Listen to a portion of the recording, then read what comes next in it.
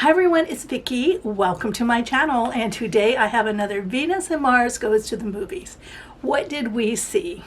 Hubby and I saw See How They Run, and we saw The Invitation. So let's start with See How They Run because we saw that first. See How They Run is a whodunit. Now, I distinguish whodunit from murder mysteries by whodunits having like an ensemble cast, and the murderer is within that cast, and sometimes some of the other people involved in the ensemble, they start to disappear too sometimes, just depending on the storyline. Where a murder mystery to me can be like they can come from anywhere. It could turn out to be a stranger that's introduced in the movie later on, where the whodunit is the core group of people. I have to say whodunits are probably my favorite genre to see a movie or to read. I used to consume a lot of Agatha Christie and other authors, but specifically Agatha Christie, and especially her detective Hercule Poirot. My favorite.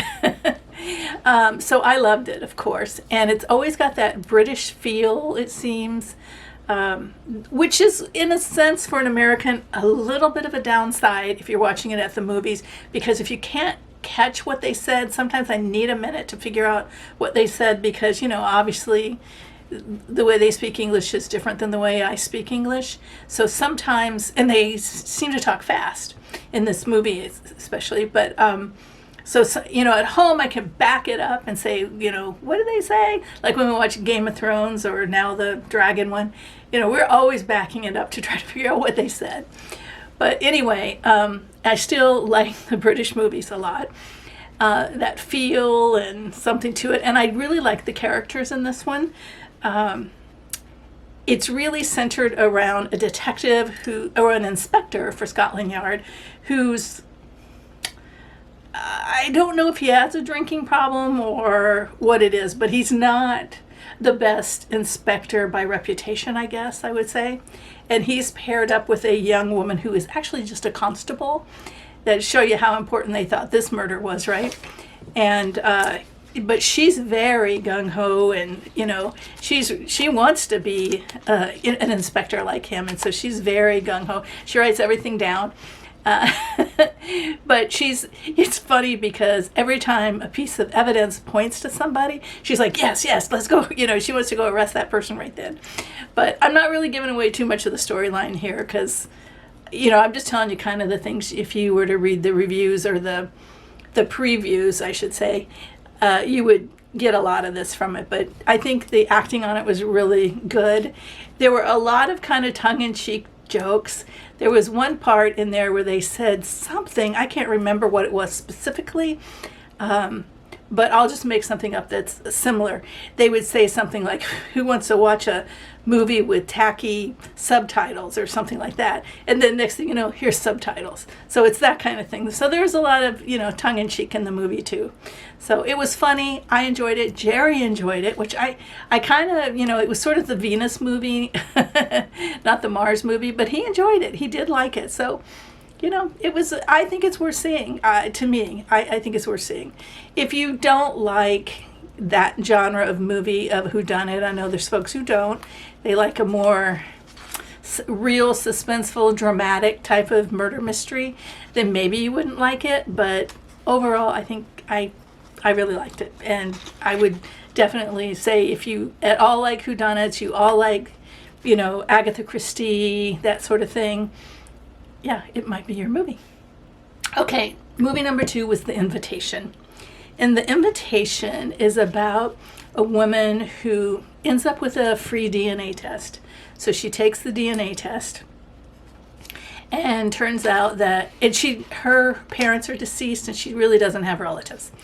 And that's relevant to the story. So she takes the DNA test, and she finds some DNA relatives. Well, really, they find her, and they invite her to England because that's where they are, and they invite her to a wedding. They tell her that there's going to be a wedding in the family, and they want her to come. Oh, everybody wants to see you, you know.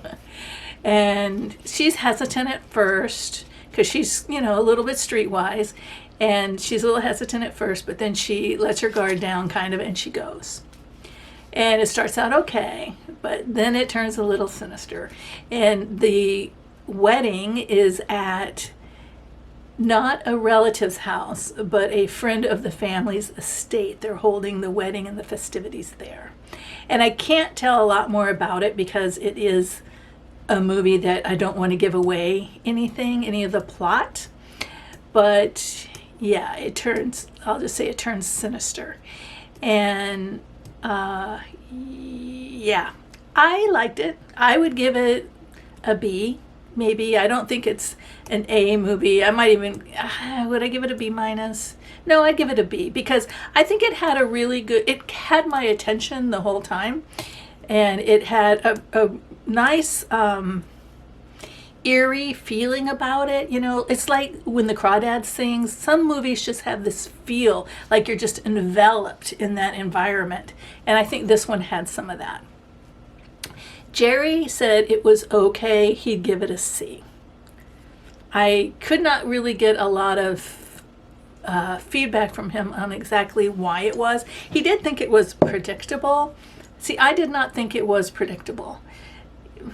Maybe in a broad sense it was predictable, but each thing that happened and who was who and how it worked wasn't, to me, that predictable. So I thought it was good. I mean, it's that time of year when people go to horror movies. If you're just out looking for a horror movie, I think it's a good one. So, I mean, it's not the best thing I've ever seen, and it's not as shocking and you know, like you'll scream or jump out of your seat like some of the old, or the Halloween movies or Scream or some of those. It wasn't like that. But yeah, it was, I don't regret seeing it. Jerry could have take it or leave it, he said. So those are the two movies. See how they run and The Invitation. So thanks for watching my video, and I'll see you at the movies.